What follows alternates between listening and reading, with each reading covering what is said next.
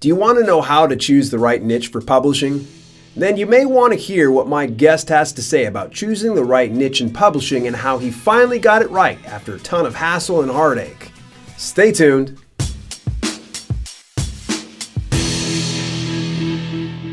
Welcome to Self-Publishing with Dale, and if you want to master DIY publishing, then subscribe and turn on your notifications to get all the latest videos. I'm excited to share today's interview with my closest friend in this business and how he shifted one important part in his self-publishing business to become way more successful.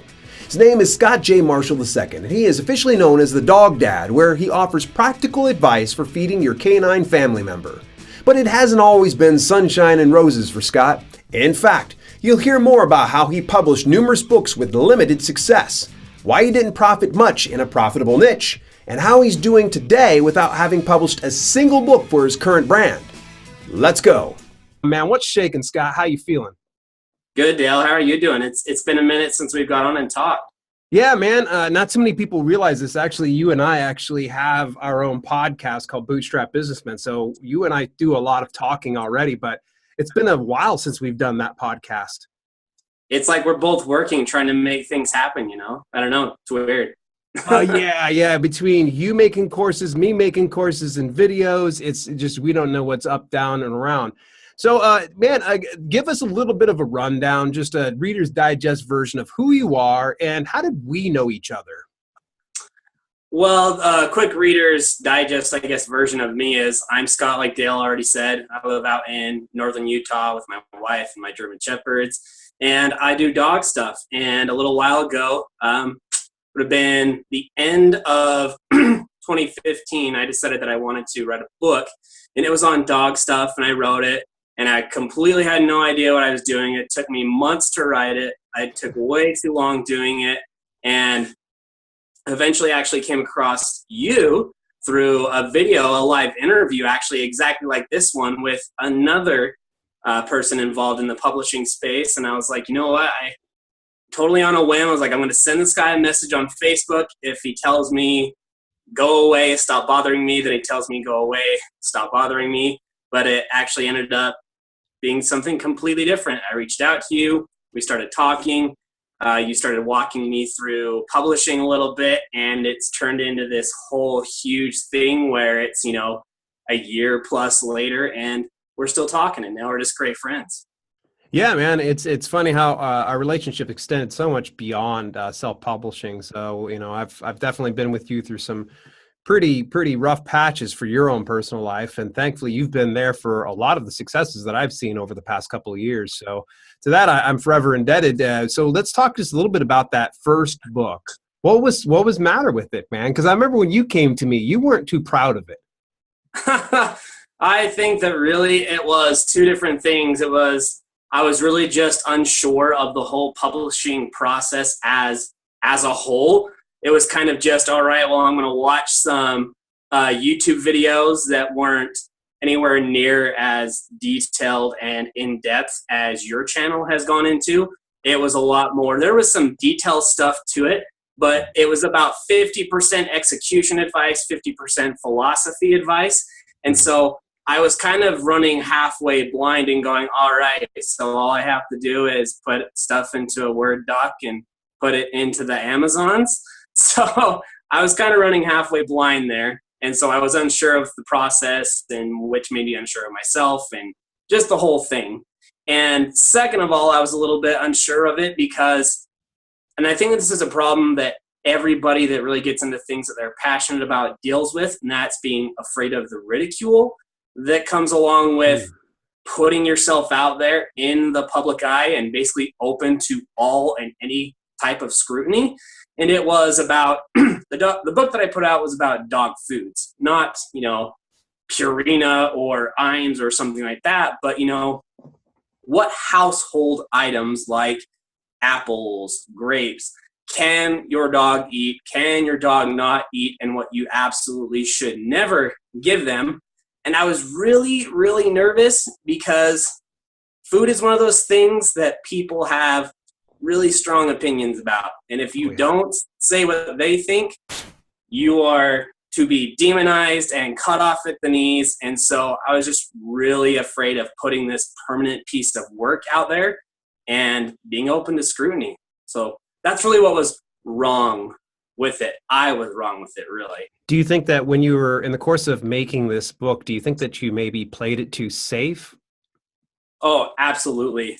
Okay. So much to the point where I actually stopped doing dog stuff altogether after that first book because, and we've actually said this in the past on Bootstrap Businessmen, the podcast, that I completely stopped because I was too afraid to delve into the other areas of my dog life because those are very controversial. And it's kind of funny because now it's what my entire business is based around. So it's kind of funny that I came full circle, but yeah, I was definitely way terrified of going any farther with it. Which, yeah, I can imagine because it's a going out on a limb is a scary thing. I know for me, I guess I'm bold, I'm brazen. Sometimes I just take risks, but I think I take for granted that there are many people out there that are afraid to take those risks.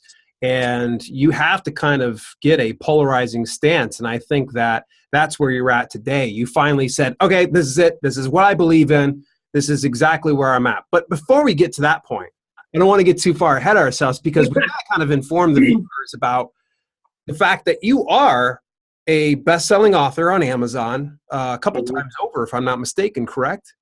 Yeah. And it times. wasn't with your dog book. So what happened? Because I know that that's where I entered the picture. So don't be afraid to throw me under the bus. No. I've said this before, and I'll say it again. My second venture in the publishing space did not go uber successful because of a lack of instruction on anybody's part, including your own. It was my fault. 110%. Part of it was that I just didn't put enough time in. I listened to too many of the philosophy things on YouTube about just throw it up and you're going to make $10,000 a month and life is going to be good and people are just going to buy it no matter what it is that you put up. Wait, and so are you telling me that doesn't work? No, surprisingly it doesn't. Yeah. You actually have to put work in. Yeah. But the other problem that happened was, like you were talking about earlier, I played it safe. And so I completely went away from what I was passionate about, which was dogs, and was like, okay, well, and this is a question that I really think people should avoid asking themselves, at least on a primary basis when they're deciding on what to base their business around, is what can I make money at that I know something about? And that got me into what I call the year of seeds from manure, which was 2016 and my gluten-free fitness brand. So I got into gluten-free fitness, started writing books in that, and the process of writing them was a lot better, thanks to your instruction, as far as, protocol, execution, setting up, exactly, all right, here's how you make your book quality, but take a tenth of the time doing it, and just overall uploading processes. But it got to a point where the passion wasn't there, and I lost. And it was because the passion wasn't there. So I think that no matter what it is that you're doing, but specifically talking about publishing here because of what your channel is about, if you are going to get into self-publishing, I really, at least one of the niches that you go into, I really recommend that you think about doing it in something that you're actually invested in. Are you going to be proud of that book a year later? I'm proud of the gluten-free fitness books that I put out because of, seeds from manure. I learned a lot about being on the internet. I learned a lot about how internet money works, but those are just things now that I put up and I learned from, but I'm not necessarily proud of. I'm proud of that dog book, which was a total, as far as, monetary gain, a total disaster. Gotcha. So, how many books did you do altogether for gluten-free fitness? 6 or 7. Um, Okay. if you count if you count compilations, I think that it's 6 or 7. 6 or 7. Wow. So you got a good handful out there. Now, do you plan on taking those down, or are you going to still leave those up? Are you still pretty happy with what you put out on the market? They're definitely good books, and I know that they Yeah. helped a lot of people. I received lots of messages. I Oh, received good. lots of positive reviews, and a couple of them went #1 bestseller, like we were talking about a few minutes ago. So they were definitely successful in their own right. It was just that the passion wasn't there. So I'm not Mhm. going to take them down because I'm proud of what I did. They're good books. They're well put together. They're well edited thanks to your instructions of how to go through and how to edit yourself if you can't hire out for it. Yeah. And so they're good in that regard, but I'm I don't plan on going any farther in that business. But I'm certainly not going to take my hard work down because they still bring in a little bit. And more importantly, with those books, because they're not a huge monetary gain for me right now, most Yeah. importantly, they're helping people still. So even if I only sell, we'll say 5 copies of a book in a month, that's 5 people that are figuring out this whole new gluten-free problem that's come into their life, and they're not having to figure it all out on their own. Yeah, I know that you actually served as a great resource for my wife as well as my mother. Both of them had really started to think and consider. I know that with my wife, her doctor had said, "Hey, consider removing gluten just to kind of see how your body reacts." And sure enough, it turned out really well for her. I'm not sure how far my mom went on this, but for the most part, I'm forever indebted that you were able to help them out. Now, for me, gluten free just doesn't fit into my lifestyle. I feel like I don't have really any other issues. But so, question here. I know a couple of weeks ago, I actually interviewed a newbie self-publisher. His name's William May. William is he's brand new to it. His first book is out, man, and in his first few weeks, he got #1 bestseller in his category. What what did it feel like for you when you got your first #1 bestseller? And now that you're on the other side of things, how do you look at being a #1 bestseller on Amazon? So when it originally happened, it was kind of a mix of it all paid off. It actually worked. Things are happening.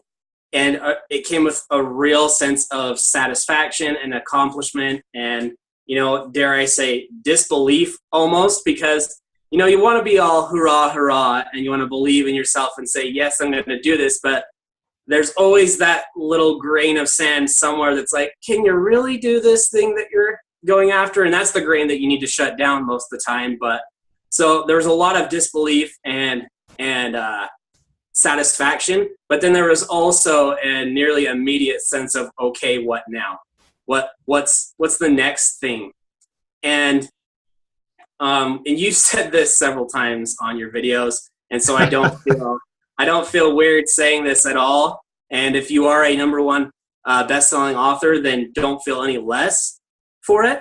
But it is not something that you should make your main focus in self-publishing, I really feel, because really at the end of the day, it doesn't mean that you're making a profit.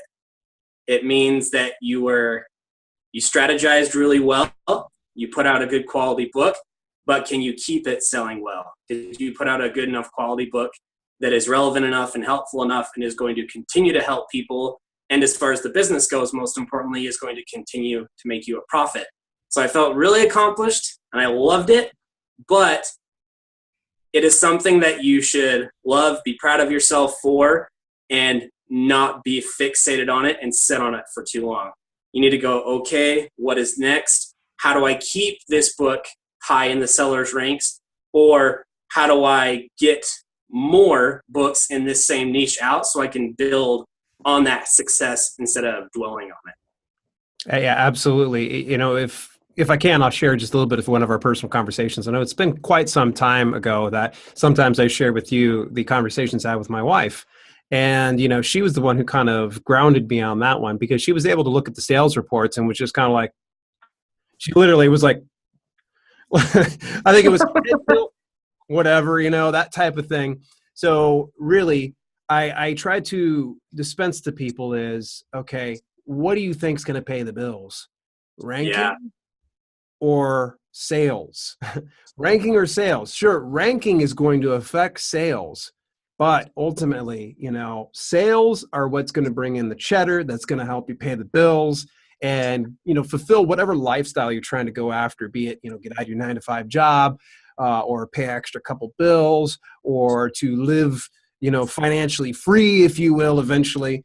But I don't want to throw that word around, because sometimes I think a lot of people get these pipe dreams based on some of these interviews. And this is why I try to get it where I brought you in, because I was like, all right, I knew this guy was going to go ahead and share some honest stuff. And that was exactly what I was looking for. I almost feel like we could just wrap it up, but that wouldn't make sense, because there was a shift in your mind. There got a point to where you were on book 5, book 6, and it was like literally you were going through a hailstorm of garbage in your life. I mean, it was like one problem after the other. And I think it was when you had I just like got a hold of him, like, what gives, man? Is everything okay? And I think that was where you approached me about your shift. So walk me through that. What happened that created this shift for you? And what does it lead to you to right now? So just to give some background of what happened without going into too much detail, just to not boast or make anybody feel sorry for me, but just to almost provide some inspiration of, crappy things, like real crappy things, not complaining crappy things, but real crappy things can be going on in your life. And that's when you really get to figure out if building a business online is something that you're really committed to, or if it was just some, pipe dream that you got high on because you saw the right YouTube video and were like, cool, I'm going to do this for 3 months and then bail. So in the span of a couple of months, in this time frame that Dale's talking about, I lost my first grandparent. Luckily, we knew it was coming and I was able to say goodbye first, but it doesn't make it suck any less. And then a couple of months after that, almost lost my father to some crazy thing that doesn't need to be gone into. But Yeah. It was really he's been interviewed by several medical journals and magazines to ask about his lifestyle, because it's just something that people don't survive, especially with how long it took him to get to the hospital, etc. So Yeah. all these things are going on.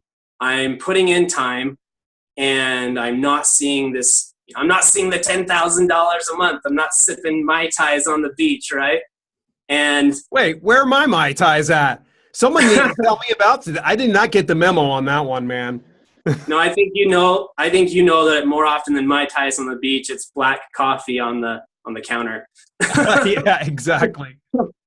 But so with all this going on, I really had to take a look. And for me, luckily, I didn't have to ask the question because I was sure of it, of whether or not building a business online was something that was really important to me.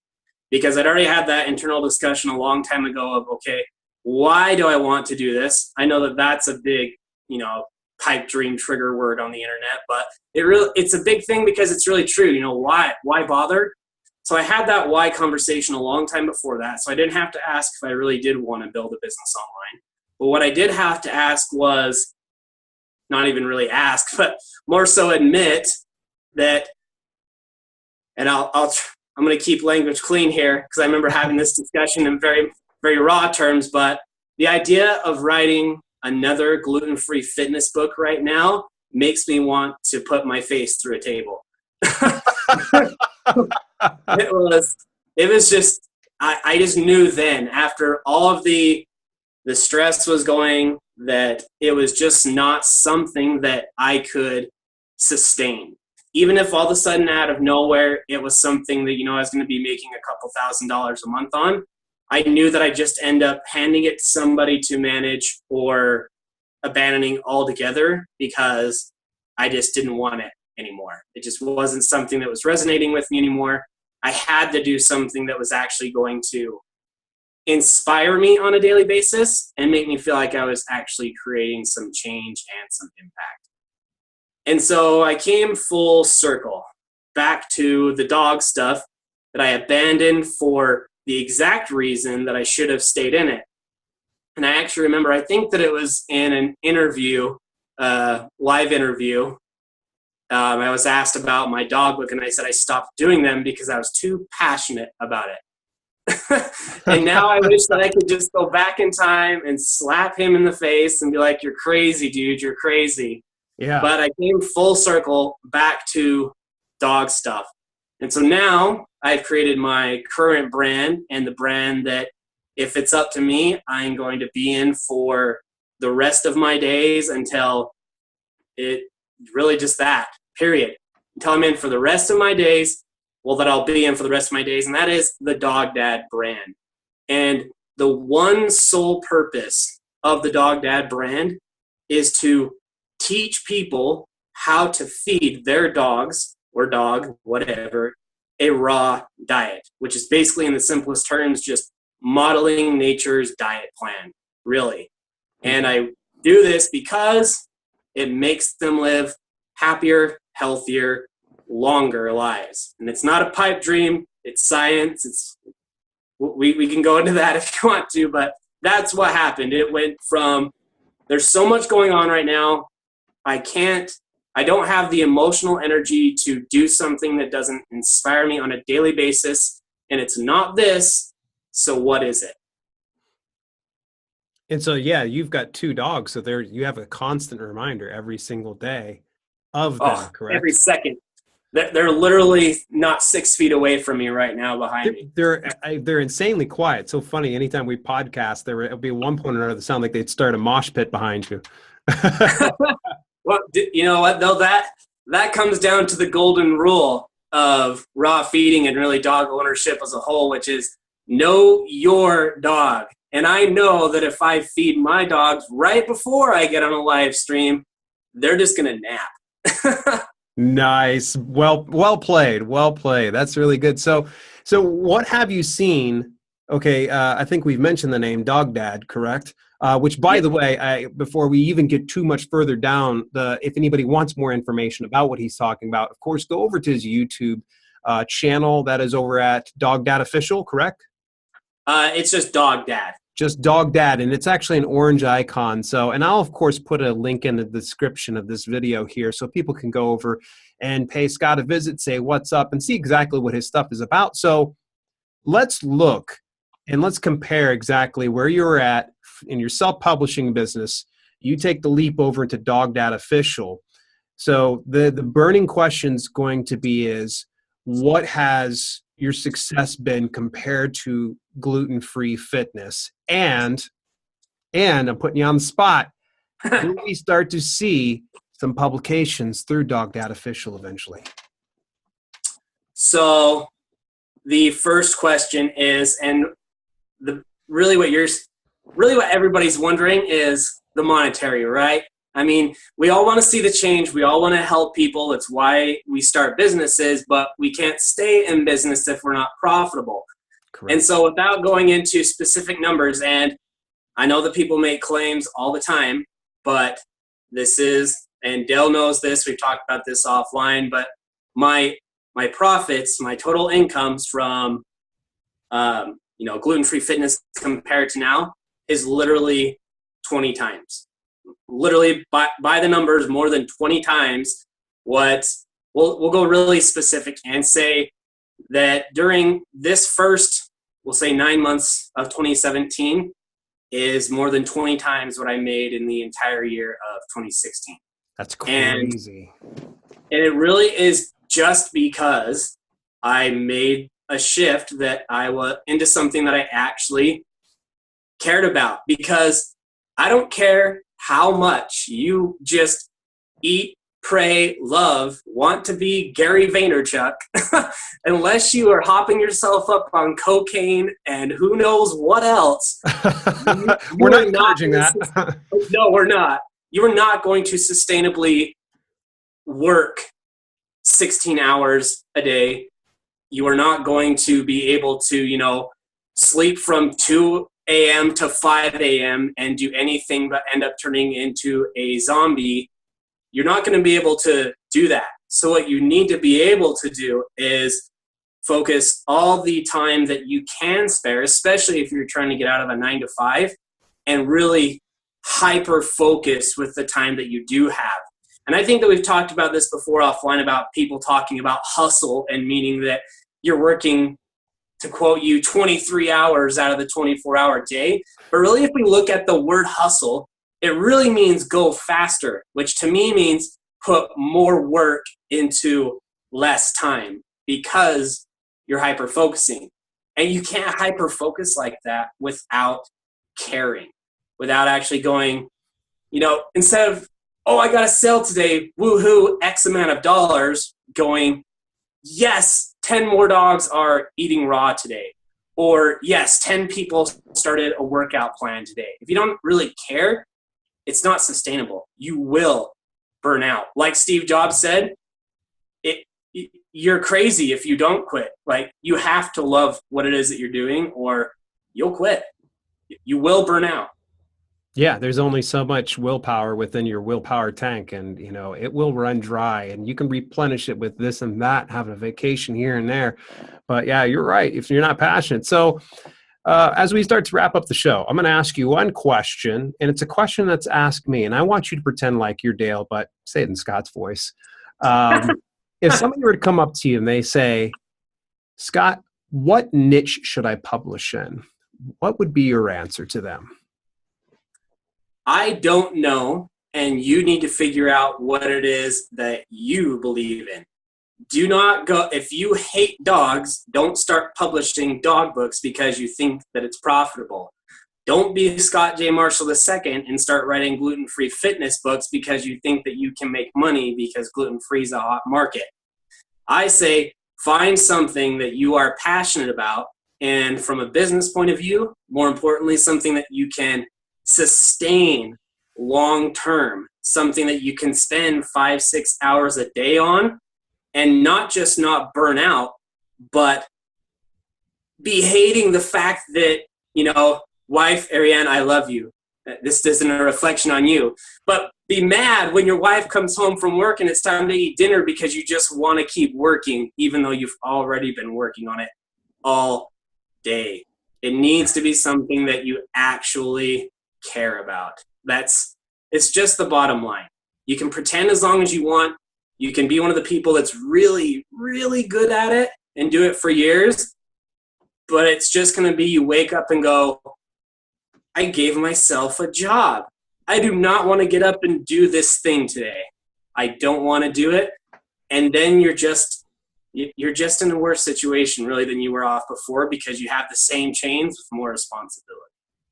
Yeah, that's so true. And that's, I can't say it any better myself. And really, to be honest with you, we can do a whole episode in and of itself on that. But there's one thing, it just occurred to me. I'm a little ADHD every now and then. And every now and then I'll be like, squirrel, I'll get all distracted. But you didn't answer my question. I didn't answer your publishing question. Is there a Dog Dad official book in the works? And is there at least a nth of a degree of possibility in that? Yes. It's not a possibility. It's a definitive. The only question mark is release ETA. Yeah. So what I did with the Dog Dad brand was I created an online course called Raw Feeding 101. And it is really focused on one thing, which is taking you from all that I have is a desire or a curiosity about what raw feeding for dogs is, and I have no idea what I'm doing. Taking that person through their first month and sending them on their way out the front door saying, okay, now you're feeding raw and it's time to go and keep learning and keep getting better. So that got published, that got put out, and it has been there were sub products that were added to it and are sold separately, but it's really the one product that has been created with Dog Dad, which I want people to remember and focus on, that yes, volume is key, especially in things like publishing, but sometimes the right start is really the key. In the publishing space, the flagship book with supporting books, maybe broken into more specific pieces. So I created that course, and now that I have more time, I have more income because of the profits coming from that, I'm going full bore and really making Raw Feeding 101 what I wanted it to be from the start, which was really stepping outside the 101 space, really flirting with the lines of beginner going on to learning more. And it's going to be huge. It's going to be 88 plus videos. It's going to be 20 plus resources like spreadsheets, calculators, PDFs, etc. And once all of that is done, once it's actually published live and in the hands of as many people as possible, all that information is going to be slammed into a book. Because not only do I want to be able to offer it in maybe a less expensive format, but I also want to be able to give it to people in the way that works for them. Because yes, as a business, it's important for me to make money, and making video products with spreadsheets and all this stuff is going to be a premium product. But ultimately, my goal is to create the change, which is raw feeding. And so if you're a person that you just can't stand online videos, you can't stand online courses, but you're someone like 1% better and you'll read books until your face falls off, then I want to be able to provide the information to you in that way. So there is absolutely a Raw Feeding 101 book coming. Wonderful. That was excellent. You can always tell that we're pals because of the fact that when I look for a simple answer like yes or no, you went on a rant. Yes. Went on a rant, but that's good, man. It's all good to hear that. And that's one thing is actually you brought up something, and as we start to close out the show is a lot of people, and actually I had a viewer not too long ago, not going to mention any names, but I just wanted to give a big shout out. You know who you are. One of the viewers asked me and said, is volume the key to your success? And I said, well, yes. So he's like, well, will I have to put out a lot of books? And I said, no. There's the self-publishing isn't a one-size-fits-all, and I think that you bring up a great point. If you can get one good thing, one good book, and really get behind it because you're passionate about it, like Dog Dad is, like Raw Feeding 101 is, man, you can push that thing for the next 10 years and make a significant living out of that. Because think about how many dog owners are out in the world, or think about the problem and the solution that you're offering to people and how many people have that problem. Because if you can think on a global scale, all you need is just one good one. So you don't always have to look at me and the fact that I do volume in order to accomplish what I do to live the lifestyle that I have. Because what works for me may not work for you. And I think Scott is a great and primary example. So, hey, speaking of Scott, how can people get a hold of you and where can they find you at?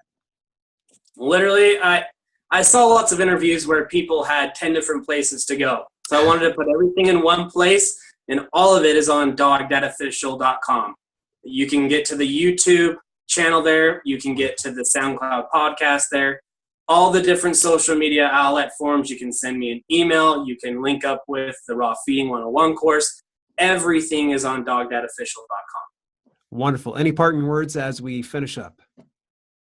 If you are, and I actually thought about this before we got online, and I won't rant this time because it's really actually very simple. If you're considering going into business for something, specifically here, self-publishing, yes, make sure that something that you're going into has proof of concept and you're going to be able to turn a profit. But I don't believe that there's anybody out there that doesn't have a passion for something that they can turn into a profit. You might have to spin it a little bit differently. You might have to provide a solution in a little bit different way than you were thinking about. But if you don't do something that you actually care about, there's an emotional, internal driving force behind, you will burn out. So if you are starting out, ask those questions first, not after you've been doing gluten-free fitness for a year. Sage words to finish on. Hey, Scott, I really appreciate you popping on and having an interview with me. Stick around till after. A big thank you to my buddy Scott for taking the time out of his busy schedule to give us a little insight. It goes to show that chasing after a profitable niche should be secondary to chasing your passion. Not all roads are paved with gold on the path to success. But once you choose what's right by you, then you'll certainly have a more fruitful venture in self-publishing. Remember, if you want to catch more about Scott, then head over to dogdadofficial.com or check out his YouTube channel. That's it for today. Hey, if you enjoyed today's content, then share it with at least one other person who's into DIY publishing too. Till later, this has been Self-Publishing with Dale, and I'll see you guys soon.